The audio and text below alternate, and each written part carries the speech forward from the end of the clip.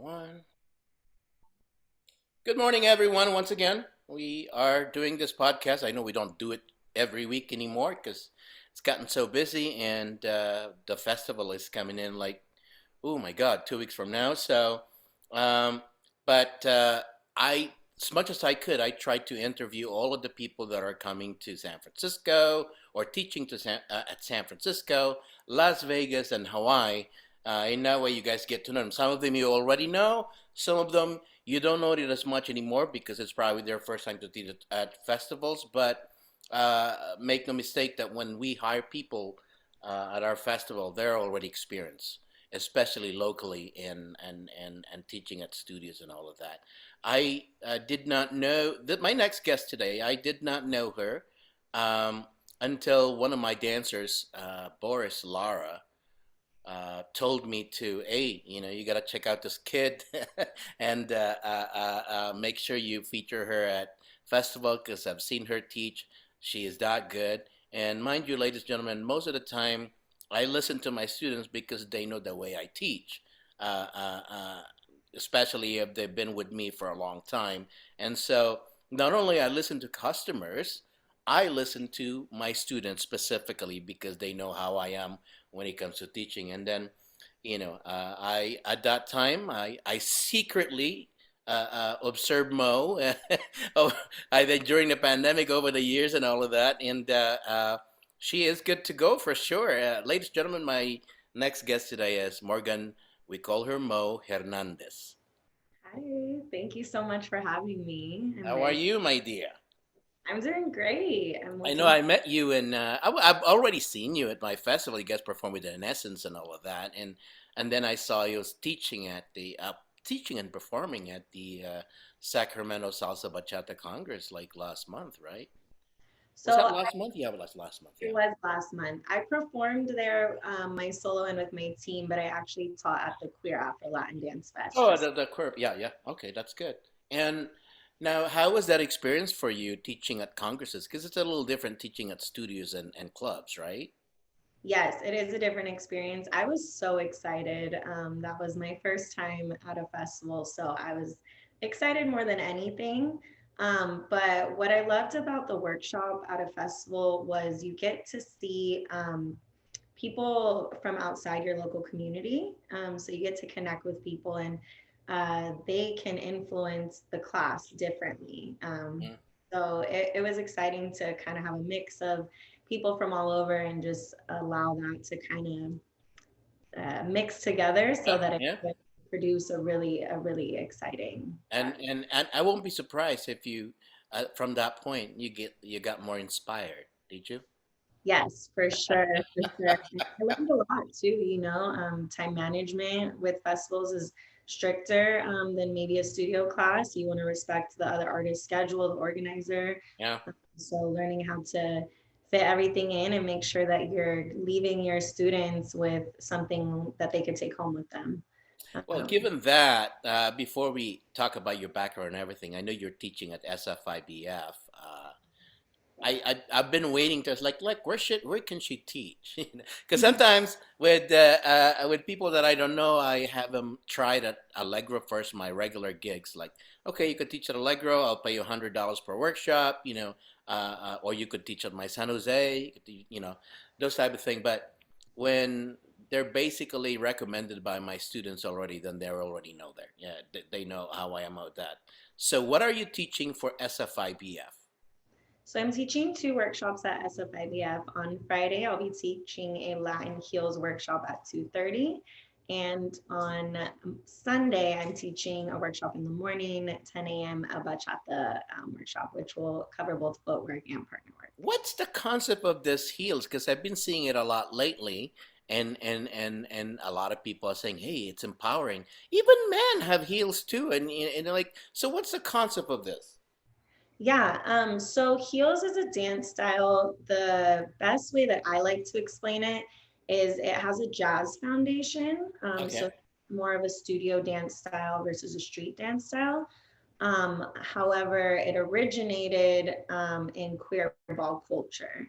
So it is community street based, I guess you could say, where it's the creation itself wasn't in the studio, but it has become more of a studio style dance Yeah. where jazz is focused as a foundation.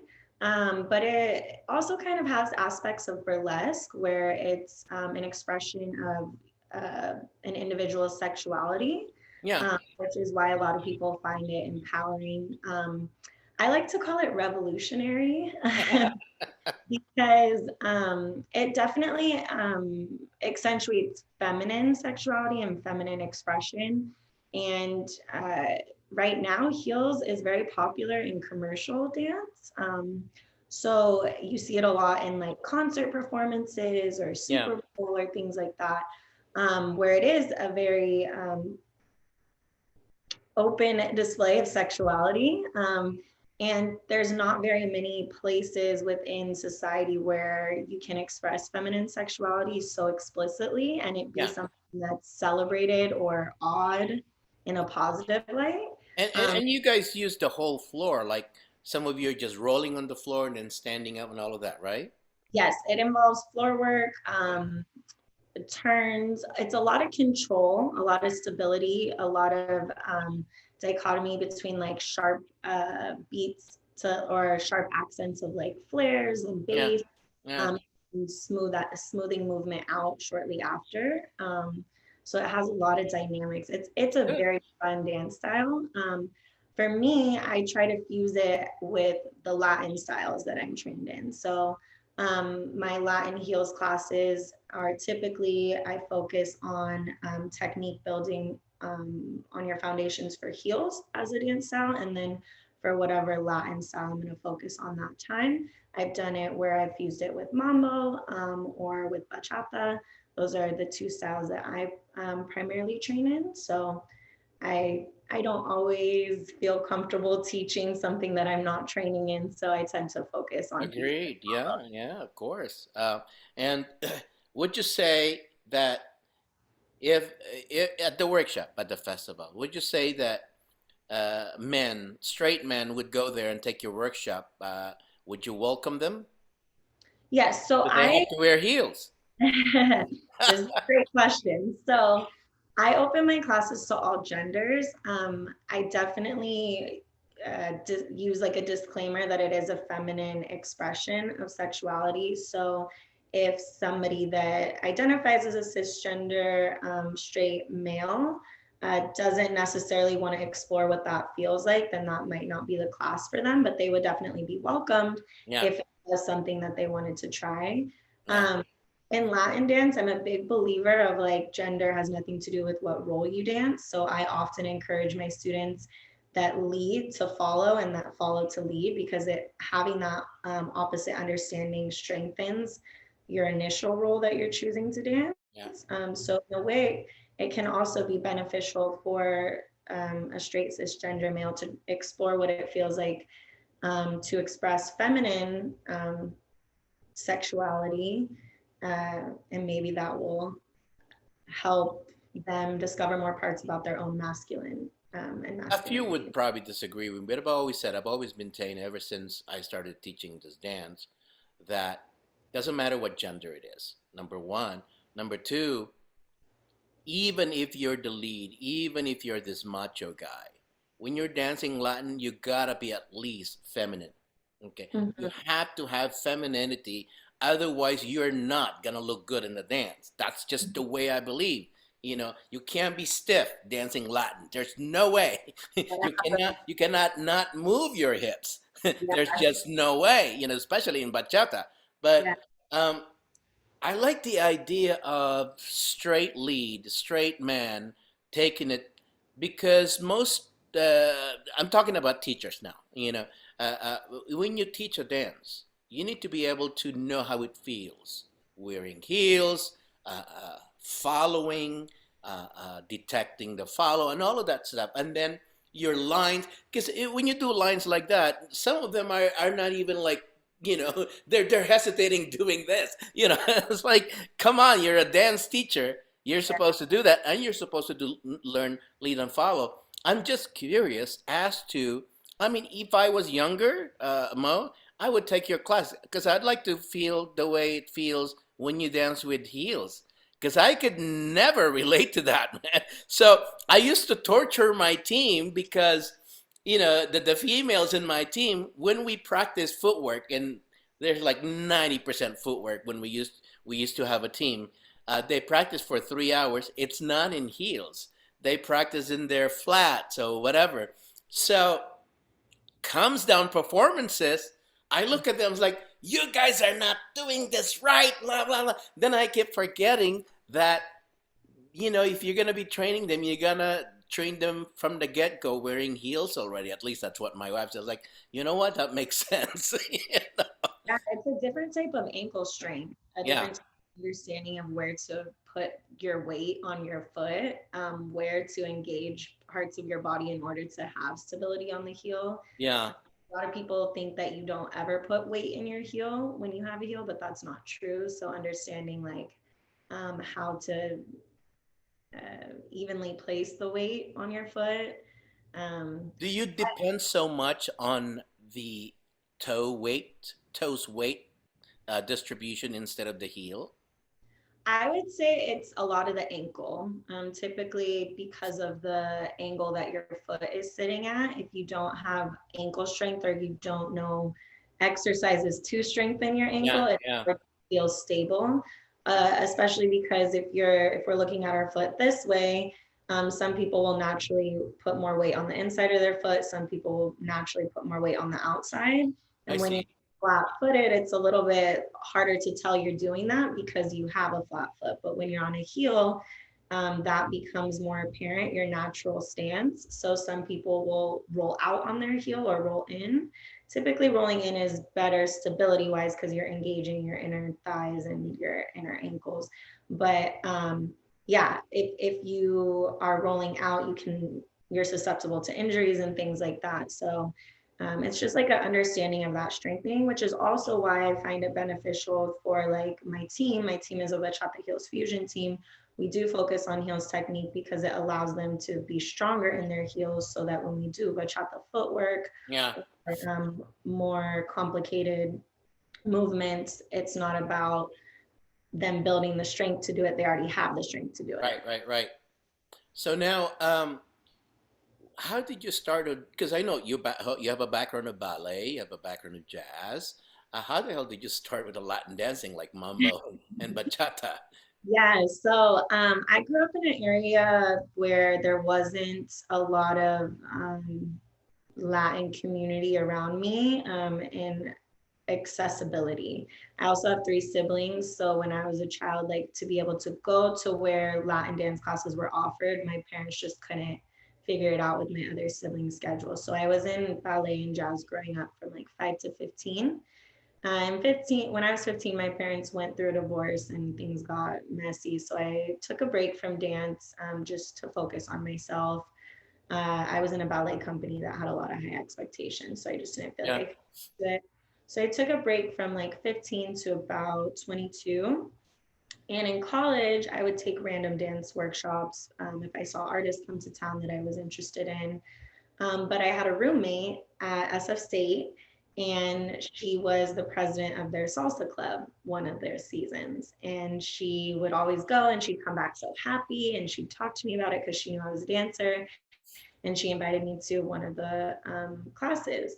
So I went and they happened to be learning bachata that week. So the salsa club, but they would do other styles and they were teaching bachata. And I was like, what is this? I've never seen this before. Like, and I was hooked. And then the last year of college, I kind of had like filler classes with my credits because of the way that I had tracked my stuff. I had pretty much finished my major classes. So I was kind of just filling credits. So Yeah. I took a ballet class that was like a general entry because I was a sociology major in my undergrad. I Okay. wasn't a science major. So I took like an entry level ballet class, and the professor had okayed me to take a higher level one because of my training. Right. So I ended up taking that ballet class, and then having dance back in my regular schedule was like, oh, there's no way I can stop doing this again. How So did this? How did this ballet and jazz background you have benefited you from, well, number one, dancing Latin, number two, teaching Latin? Yeah. You know, this question is like something that I do like to talk about because I think we often hear like ballet gives you like foundation to do everything. It gives you foundation to do everything. Yeah, I think in my personal opinion, that word foundation can be edited to be used more clearly. I think foundation, you don't necessarily need ballet to do other styles of dance. I think it builds self awareness of your yeah, body. yeah, Um, so I think as a dancer, as an instructor, I have a very clear understanding of how my body moves in the sense of I can tell where my weight is in a certain spot. yeah, yeah. Um, or I understand the visual illusions that angles or lines create for Right, an right, right. things like that. However, in Latin dance, I always tell people my ballet background, when I started doing Latin dance, it felt like I was decolonizing my body a little Absolutely, yeah. because in ballet, you're so rigid. You're taught you don't move your upper body, you're as still as possible. And so 15 or 10 years of me developing this muscle memory and this Yeah, alignment that was so stiff to move into something that's Afro Latin based, I'm still unlearning yeah, habits that yeah. I developed in my body. But had I not built that bodily awareness and movement awareness and understanding of lines and weight transfer and things like that through ballet, I think the decolonizing of that would be a lot more difficult. Well, everybody has their own foundation, whether it doesn't have to be dance. Like my foundation is martial arts first and foremost. So body mechanics and everything, I'm quite familiar with it. Uh, uh, there is there in martial art, there's what we call hard and there is soft style, and usually soft style are basically from the Chinese culture, while the hard celebrated from Japanese. So there is limber, there is stiff.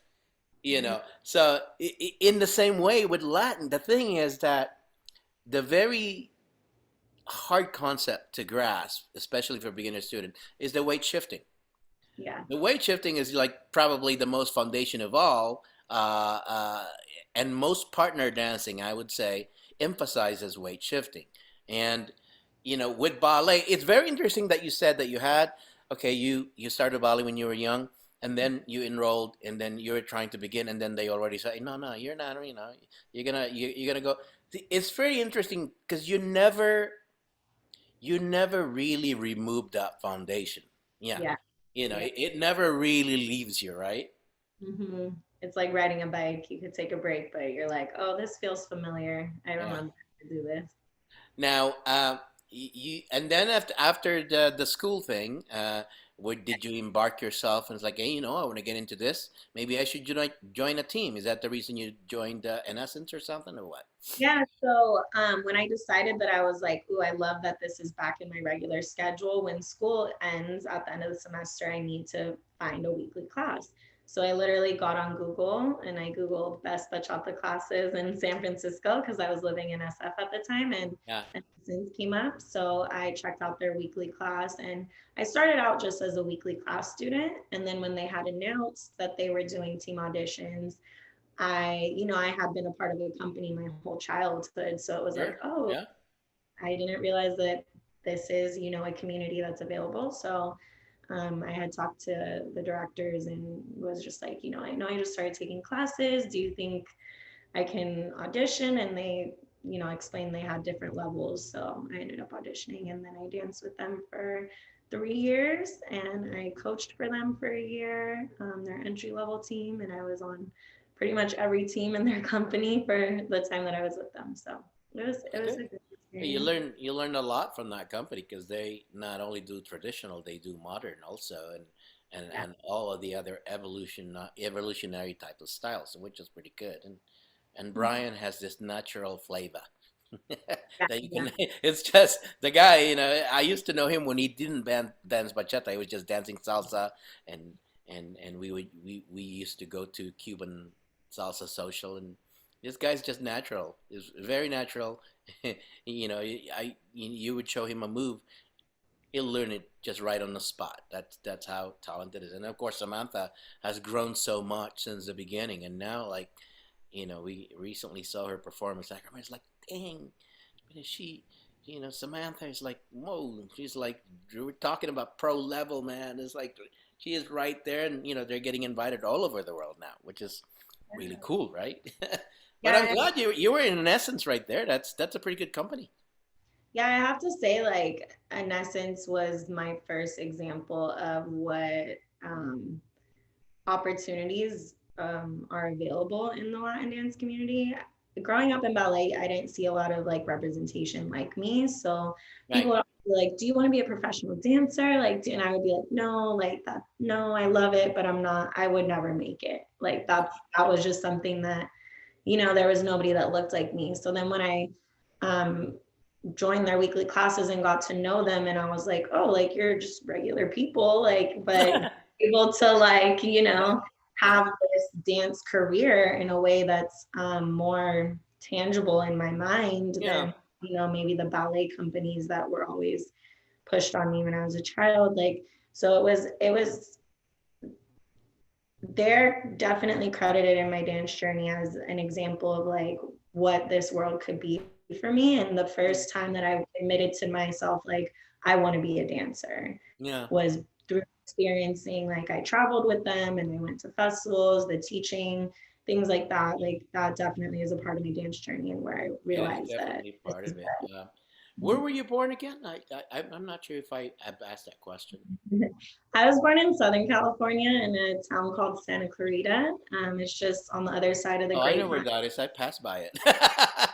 Well, that's Is true. it is it is it a 280 highway, right? It's definitely like a pass through town. It's not too Yeah. far from Hollywood, so a lot of Right. the people with family kind of tend to settle out there. It's developed a lot over the years, but I grew up out there, and then when college time came, I was like, I'm out. San Francisco, and then Is that now? Your parents are of Latin descent, also Mexicanos, no? my father is, my mom is white, so I am mixed. You're mixed, yeah. Yes, my Do you speak your Spanish language? I'm actually like fourth or fifth generation on my father's Oh, side. I So see. I see. Yeah. my parents have been around for a while, so they were kind of a part of that generation that got all the Hence the term Chicano, right? yes, yes, yeah. Okay. So they kind of Because got all the sometimes you get kind of like Chicano. What does that mean? It's like, oh, that means they're born in the United States. Like, yeah, it's yeah, basically Mexican American. that's good. Yeah. But so my grandparents kind of felt that pressure to assimilate, and so they didn't speak Spanish to my father. So I like learned it in school. And then I was a teacher for a while. I taught immigrant youth, and so I was around Spanish a lot. I understand it, I speak it, and I was able to teach in it. But I will be honest, my grammar is not the best. So That's I'm good. still learning the grammar portion. It's a little hard for me to say immigrant Yeah. sometimes the conjugations, but I tell people it's like when you hear someone speak broken English, like you know what they're telling you. It might not sound Absolutely. perfect, but you Yeah. understand what they say. That's what I feel like I sound like in Spanish. You get what I'm saying, but I don't necessarily say it correct. I mean, even to this day with social media, do you think there's people speak in perfect grammar or anything? If I you know. speak in perfect grammar, do you think they're gonna think you're boring? So that's gone. That's gone out of the window a long time ago. But but now you said you have three siblings, brother, sister, or Two older brothers and an older sister. are you the oldest? I'm the youngest. Oh, you're the youngest. Okay. And when were you born? I was born in 1994, June 28th. So I just June had my 28th. So you're like in just a zodiac sign, kind of like Cancer, Gemini type of thing, huh? yes, I've been told I'm on the cusp. I'm not like super knowledgeable about, but I have been told that I'm on the cusp, but I am technically Cancer. Yeah, you're technically Cancer. You're a sensitive girl. Just like me. Well, but I'm a July Cancer, so I guess there's a little bit difference, as they say. I don't know, Was but your birthday yesterday, right? Happy oh my belated. God, it was my. Usually, it's on my. The festival falls on my birthday, but I changed that because I no longer want that attention, and I no longer want people to find out how old I am. So I was No, like, but let's do it at the end of the month, which is Liz's birthday, so that's on her, not me. So we'll celebrate Liz, and SG is coming from Turkish. He's also a Cancer. So we'll start. Jimmy also is a Cancer. It's his birthday today. Jimmy Bowie, yes, who's yes. been a best friend of mine for a long time. But so yeah, there's a lot of Cancers in our community, especially the answers. I Mhm. don't know. Maybe that makes sense. I don't know. And it's a lot of Cancers that are psychologists also, which I happen to be. I am myself. So I don't know because we're feelers, right? Oh yeah, we for we sure. tend to feel the other person. That's why we're so cautious and Yeah. saying things and all of that stuff. But now, what's this experience like for you when you begin teaching? The rewards, the hardship, if you may. Yeah. The rewards for me, I'm very much somebody who is like growth mindset related. So I always am just trying to like keep moving forward step by step.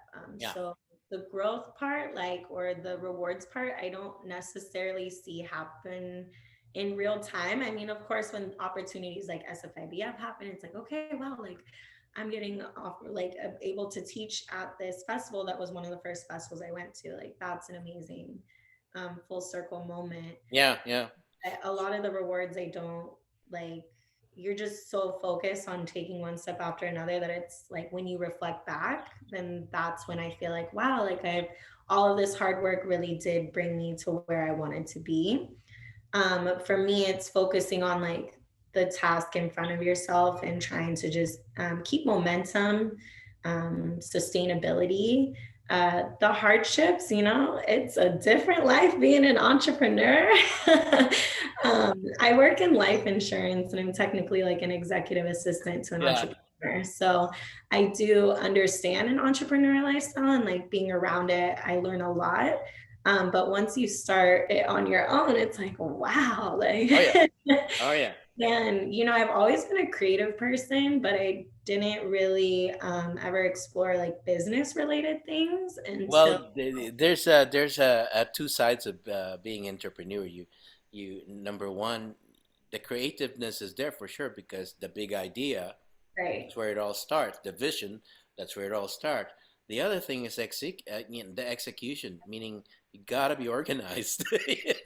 And just like just understanding things like marketing and how to Mm, find your target audience, how to brand yourself, yeah, all things that I've been so grateful to have people in my life who are willing to mentor me on that or yeah. offer recommendations on books or podcasts or the things that they do. I've honestly been very blessed to have a lot of solid people in my corner who are willing to share that info with me. But it is a switch to like Oh, go from a creative only to like, okay, now I need to have a plan of action and I need to simultaneously think about photo shoots while choreographing. yeah, yeah, And yeah. it's like it's interesting, I but mean, I those love it. things, in my experience, are just icing of the cake. The media, all of those things are just the icing of the cake. What you need to pay attention to is your craft. Yeah, It goes a long way. I didn't know you by you dancing somewhere or by your photo or by somebody told me you're good. See, because of your craft.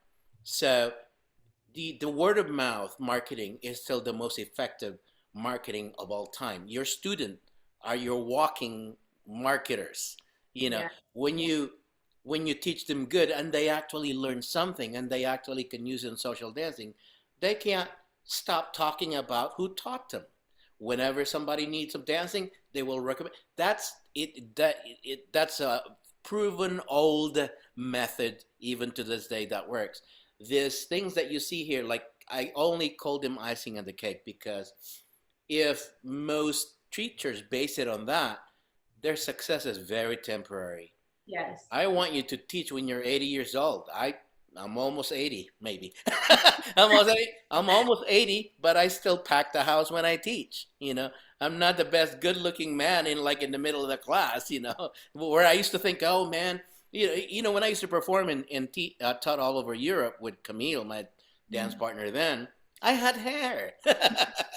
And then one time I was watching a video. We were performing in Poland, actually. I had receding lines. I was like, holy shit, I'm losing hair. So I got to start getting into the promotion business. Aliman, I was just interviewing Aliman. I was like, so you got into the promotion because you got bald? It's like, yes. But look at Jorge. He's like, yeah, he's a different breed. Forget it. But yeah, this is my advice for all the people that are just starting in the business, being an entrepreneur. You gotta hone and keep honing your craft because that is your best advertisement. People will seek you. You will not seek them. And They I, will seek you because of your craft. You know. yeah, Yeah. and I appreciate that question because I think this is something that is shared a lot among like this like next Younger generation. Yeah, yeah, yeah.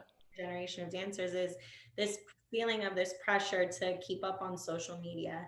But you're right, social media is not sustainable. Like No. you have to Yeah. have the the the you should be educating your students. It's not just all about show and like Mhm. what you look like online. And I think I tend to go back and forth and struggle with myself a lot with Yeah. that because Yeah. I do focus a lot on what I'm doing with my students or in my class or with my team that I forget about this part over here. And then I'm like, oh, I need to like be able to promote the team. But I wasn't, I was focused on teaching, Yeah. not recording. So now I don't have things to show people.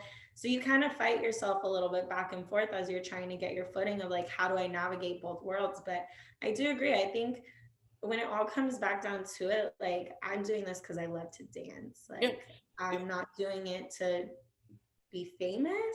Whereas Well, some, like if you keep honing your craft, that the would be a being bonus. famous thing will come in. That I would mean, be a bonus, right? yeah, Like, but that's not my end goal. My end goal is to spread dance, to build community, to help people find the feeling of freedom that I find when I'm moving and I'm dancing. Like that's that. exactly it. I mean, even Georgette or even Alimana, they didn't think that they were gonna be popular. They No, still don't think they're popular. They still don't think they're on the on top or top five, top one. They still don't think that, which is a they good attitude. are. Which is a very good attitude in this Yeah, business. yeah. And the reason they're popular is because they're that good. You know, it's not because of the way they look in social media and the way they talk, blah blah blah, or how many likes they get. Like I said, that's just the icing of the cake. That's a plus because you already have this craft that you're popular for. And I tell you, before when I started in this business, there was no social media. Well, there Right. was MySpace.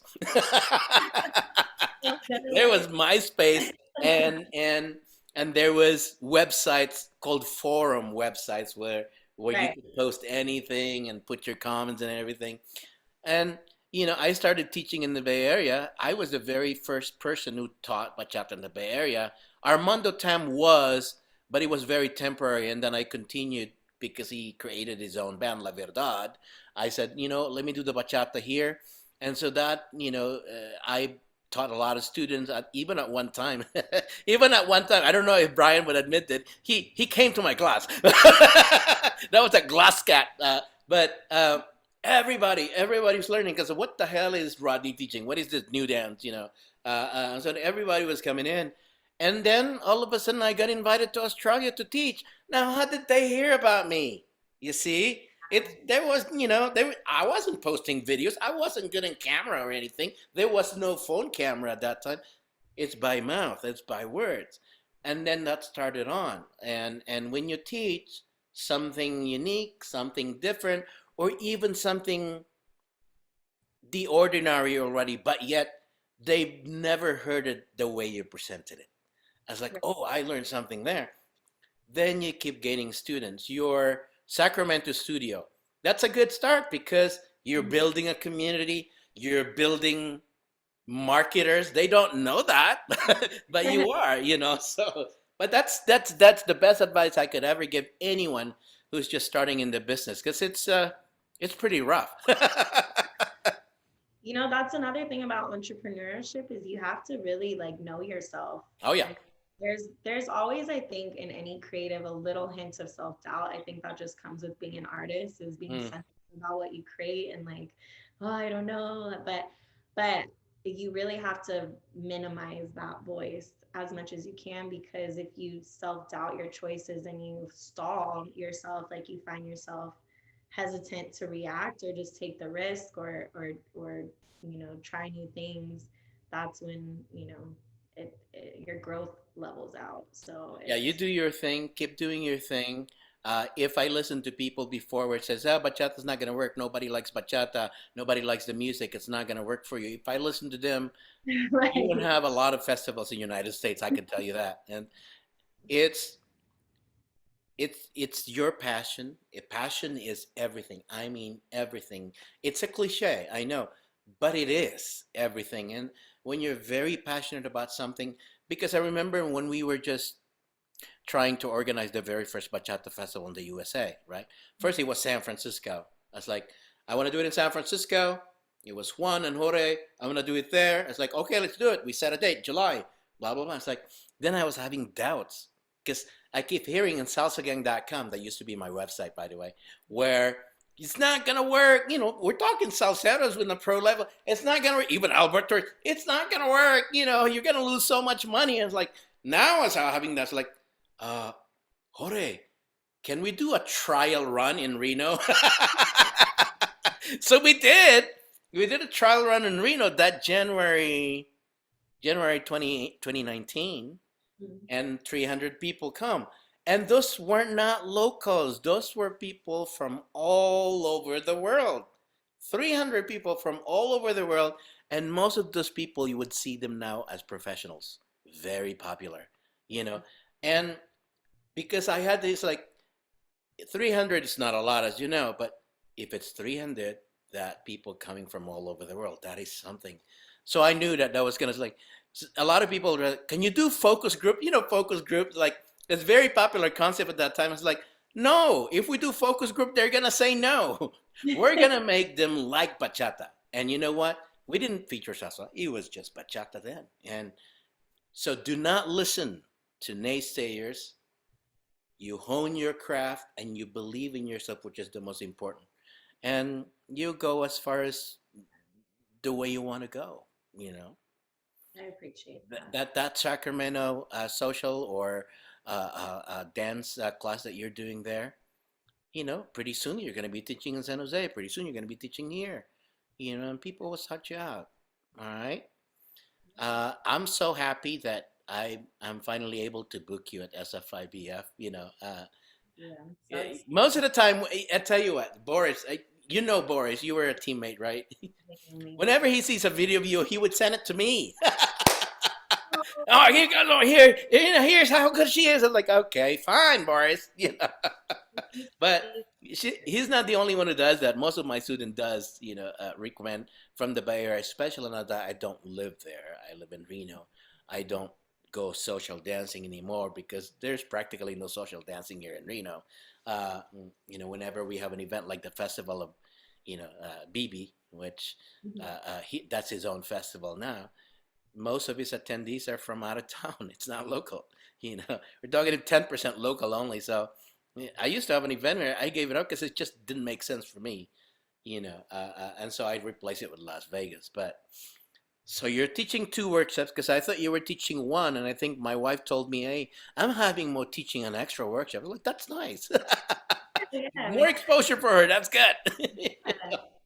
I'm very excited about it. I love to teach and I love being able to share both of my styles. So Yep. I'm excited about it. You also have a team, yes? Yes, I have a Follow Shines Bachata Libertad. All right. pad. Yes.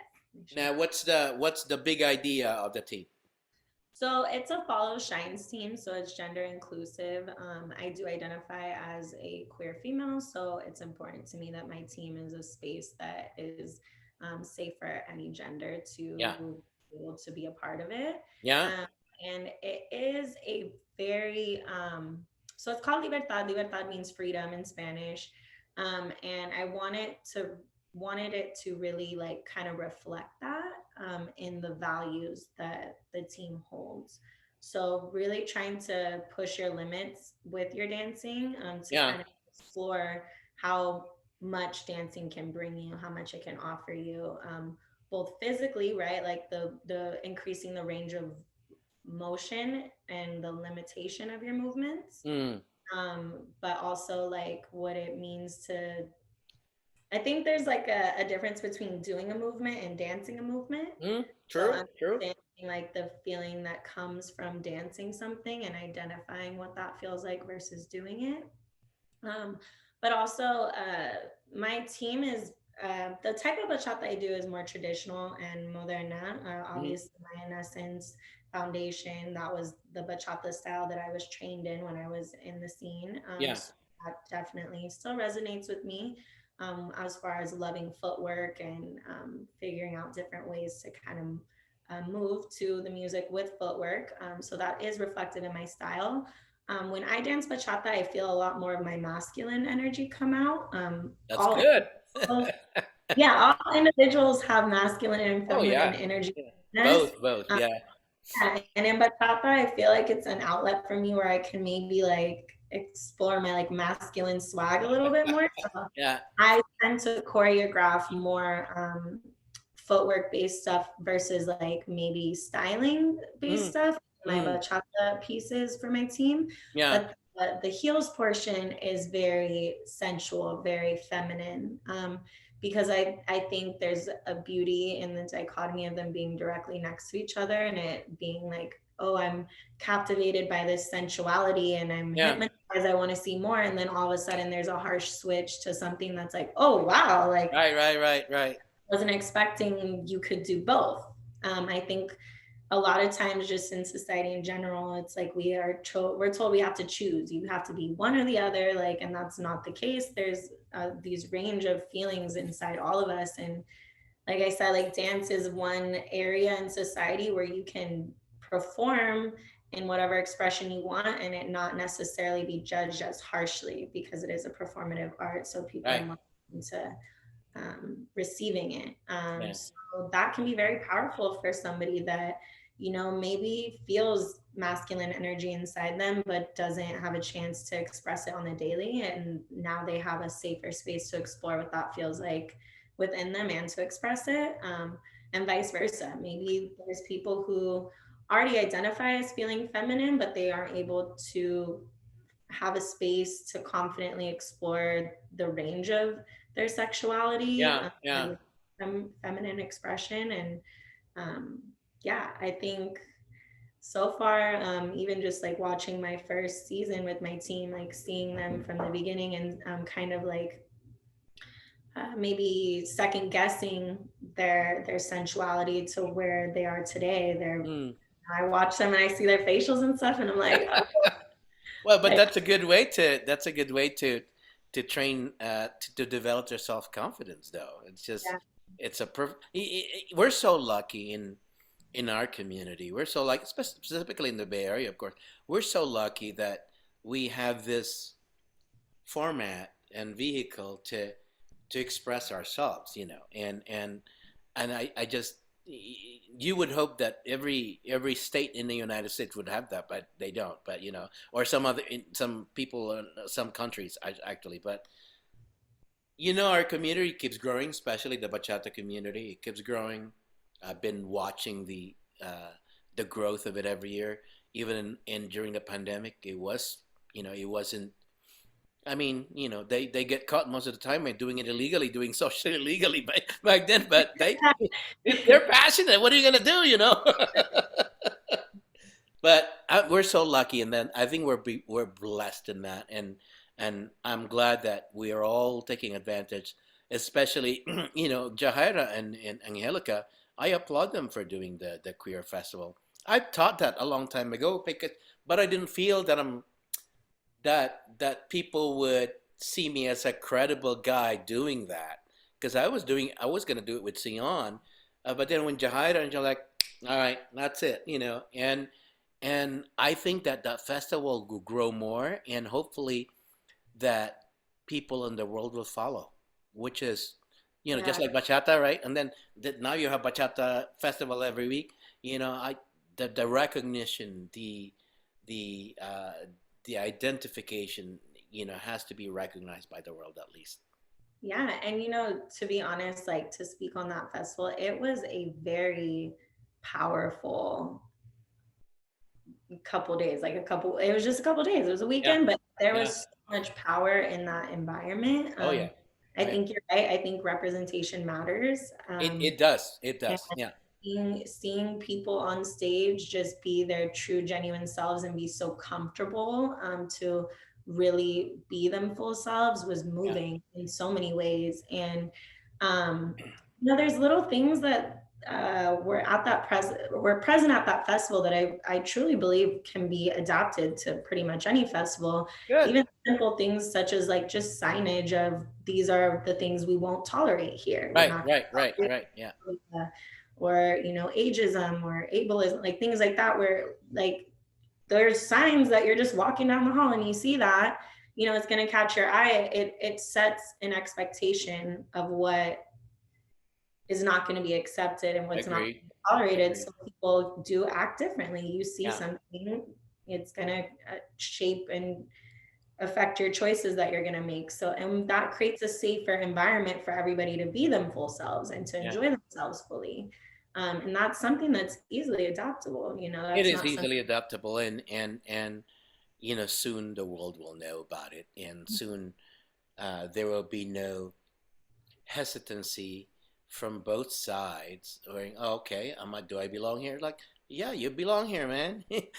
Everyone belongs here, and I'm glad that that's happening, and Yeah. I'm glad that there can be more area called the Bay Area, which is happening, and hey, I love this place. And they Although I live in Reno now, I still my heart. I'm still from San never Francisco. really leave the Bay. Like I'm once you're still there in long San enough, it's like Francisco. it never really leaves you. Yeah, I know. It's just, but anyway, now the class that you offer on your weekly class, that is, are they built for beginners, for intermediate, or what? I teach an open level class. I do teach beginner workshops every now and then. It's usually by like request. Yeah. But typically I try to keep an open level class just because I believe that I can help people of all skill Oh levels. yeah. Yeah.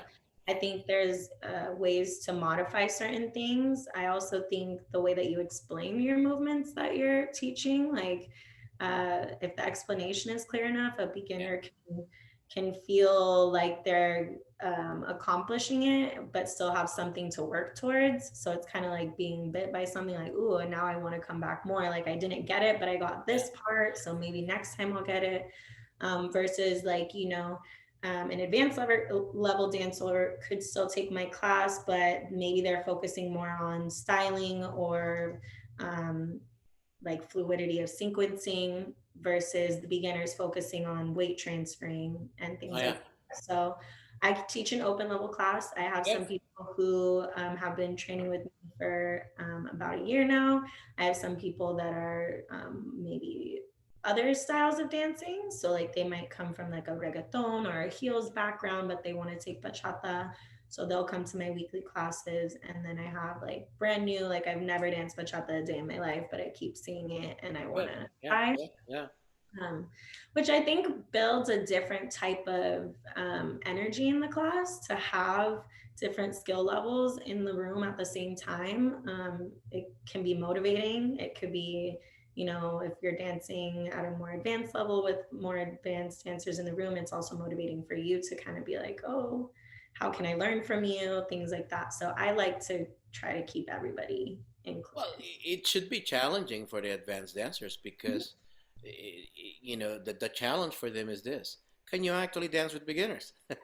Yeah, that too, that too. If you And can't, you need I to think go back to basics. And I think a lot of I mean, I'm guilty of it sometimes too. And I actually kind of checked myself for that a couple months ago is Yeah, when was the last time I took like a beginner level yeah, class and yeah, why haven't I taken it? Like, is it because it's just labeled beginner? Like, why am I yeah, against it?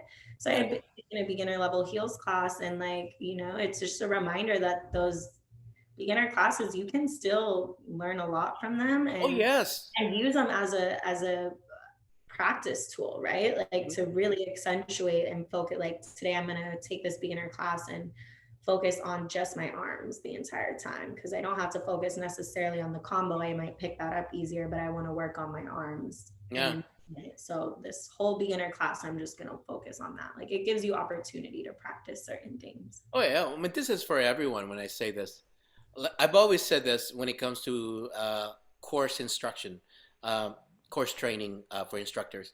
If you can explain the cross body lead 10 times, meaning 10 ways, I should say. If you can explain the cross body lead 10 ways, you're a good teacher. If you can only explain it one way, keep taking those beginners class because not because you're a beginner, but every teacher that teaches beginner class has something different to offer, which gives you ideas for your syllabus or whatever it is in your material. And I always tell them that because in my experience back then when I used to take classes from the legends, even though I already know the basic, I they explain it differently. It's like, oh, I never thought of it that before, you know. And Yeah. and so that's my advice for everyone, especially students who think, they know everything already because they're already advanced. They don't have to take this basic class. No, if you're planning to be a teacher someday, take everything you can because ideas are there, you know. Yeah, I'm a big believer in my own personal dance journey that I'm always going to be a student and that training is always something I'm going to make time for. So 100%. even myself, I have my own team. I do Yeah. my own solos, but I am actually also still a part of a team. So Yeah. I dance for Lions Dance Academy based out of Hillsboro, Portland, Oregon, under Benny Bryant, Brandon Ayala, Ashley Magana, Anita Ayala, All the Merit, badass dancers there. Yeah. a whole family affair out there. Yeah. And I train with them virtually, and then I perform with them at congresses. So I just performed with them last month, and I dedicate certain days out of my week to make sure that I'm training with them, that I'm taking classes online with them, and I might have people who are like, "Hey, are you available for a private at this time?" And am I? I guess I could be, but I'm not. I'm not because I know that there's still things that I need to get better at, and still things that I can grow in, and I want to be able to still be training while Yeah. I'm teaching, so that I can continue to grow, but also so that I'm able to continue to learn how to teach like everything I learn, I'm taking back bits and giving it to my team. Like Yeah. things that I'm like, oh, that makes sense. Now it's easier for me to do this. I share that. So I Well, can share my the great thing about teaching is that you learn by teaching also. You know, yeah. Sure. God, I've been teaching for like over 25 years already. And I thought I was a good teacher. If Boris can tell you that, yeah, Rodney's a good teacher. Oh, yeah. He would say he's a good teacher too. Yeah, he would say. But I really thought I was a good teacher until um, a person with ADD took my class, took my group class. That humiliated me a little bit. Here, inside, it's like, whoa, I thought I know how to teach. Okay, if I'm going to be a good teacher, I need to study this. I need to study this type of disability, what works, what doesn't. And, the other students, they're a little awkward with the person. And so, how am I going to be able to control this? How am I going to work this out? And that was in San Jose, like back in the day. But I was able to do it, and it takes certain understanding, educating yourself, and then getting to know the person, and then talking to the parents as well on what works and what doesn't. And that was a moment for me where I would say, yeah, I'm still a student. You know? Yeah, I mean, I think, and I love that you shared that because I Yeah. think sometimes people are afraid to admit like they don't know everything Yeah. or like that they're not perfect. I think that's just something in general, not just as an instructor, but Yeah. just in general, people have a hard time admitting like, oh, I don't know something. And I definitely like, my team has taught me so much. I have a value in my team that it's like communication is number one above everything else. Absolutely. Like there's standards, there's expectations, but if we communicate our needs, like those expectations can adhere a little bit to your current circumstance. And to talk about like when you need something, or, we're all dancers, we're all committing to something, but we're also all individuals with 21 plus years of life that neither of us are aware of. Yeah. And, that involves traumas and all these other things. So communication is really important. And like, there's in my first season, there's been a couple of times where my students have approached me and been like, I know you are like meaning well and like I understand and I've seen my growth, so I get it. But sometimes like the tone registration doesn't work for me. And I'm like, okay, I can step back and realize that tone is something that is a area of growth that I've been working on my entire life. Like I'm a very expressive person and sometimes my You're a cancer. You're very direct. I'm like this, that's something that I do have to be aware of. So, but then understanding that, my level of tolerance for tone is different than somebody else's level of tolerance. Maybe like what I wouldn't consider a louder tone is loud to somebody because Agreed.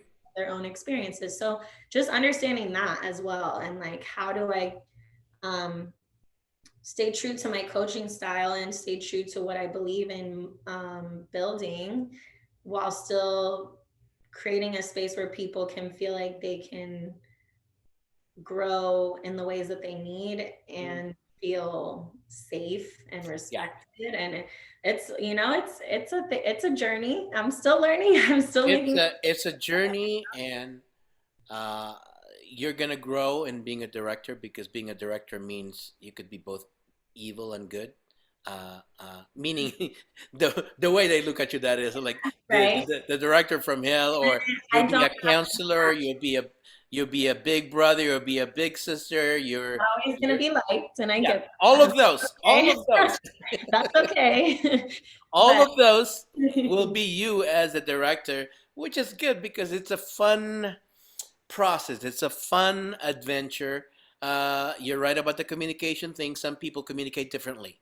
Mhm. When they say, "Hey, you gotta communicate," yeah, but what does that mean to the other person? Because the way he or she they grow up, maybe communication's a little different. Yeah. So the interaction in itself, both of you will be able to figure out how to work that out, because not everyone of your team, not everyone of your audience, not everyone of your students have the same learning Right. ability or the learning type. Yeah. Search that, and in your free time, there are different learning types. And I learned that from psychology. You got kinesthetic, you got oral, you got visual. You know, Sometimes there are some students, like the ADD student that I had that had disability. Kinesthetic is his way of learning, so Mhm. you have to actually touch him and guide him. You can't just explain things like, and Yeah. then he has to repeat it more and more and more, and eventually he'll get habitual. He'll get the habit of it and doing basics. And God, when he was able to do box up, I was so proud of myself. That took months. I But he was so proud of myself. did it. Yeah, Yeah. with a partner too. That's awesome. It's really good. But anyway, how can they find you, my dear? In Sacramento, where do you teach?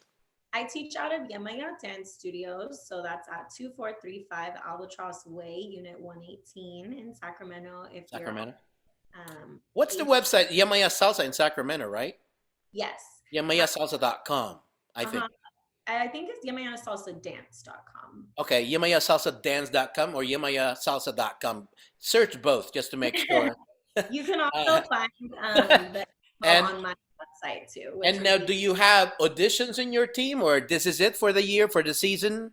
I'm actually holding auditions this Saturday. So from Okay. 11 to 1 at Yamaya Studios. You can also find the address for the studio and all information about my team, my weekly classes, upcoming performances on movewithmo.info. You can also find my Instagram and Facebook there, but my Instagram is just the word one, Mo_15. And on Facebook, I'm Morgan Mo Hernandez.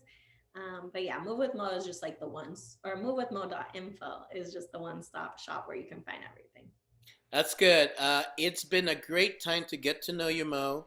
I know I've heard about you, and then we met briefly at the Sacramento Mhm. Congress. I'm glad that I was able to chat with you.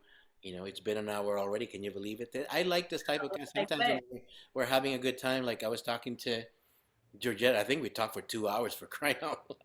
Well, wow. it's just a lot of gossip, that's all. But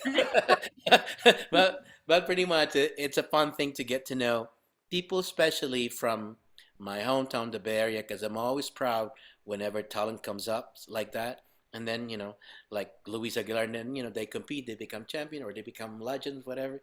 That's, I'm like, I feel like I'm so part of it. Like, I'm so proud, you know. Can't wait to see you at the SFIBF hangout, social dance, and of course your team, Libertad. Is that how you pronounce it? Libertad. Libertad Mhm. are performing, I believe, Yeah. and so it's great to see you, my dear. I'm going to post this, tag you on it, and hopefully it'll be today. I'm getting my fourth vaccine today. Can you believe it? Okay. Wow. Good for you. I'm qualified because I'm over 50, so I am getting my vaccine today. Good for you. Yeah, so you could never be too confident about it. That's why, yeah, whatever I'm they offer, I'll take it. I don't care. I'm fully vaccinated too. I feel you. All right, my dear. I will see you next week. I think it's next week already. Oh my God. Thank you so The much. San Francisco Bachata Festival, ladies and gentlemen, is next week. SFIBF.com. Mo will be teaching their two workshops, and Mo and her team will be performing along with her colleagues like Andrew Cervantes, pretty much the Sacramento peeps. Yes, I'm gonna rep this weekend or next weekend. Yeah. So All excited. right, my dear. Have a good weekend and have a good day. Thank you, you too. Bye for now. Bye.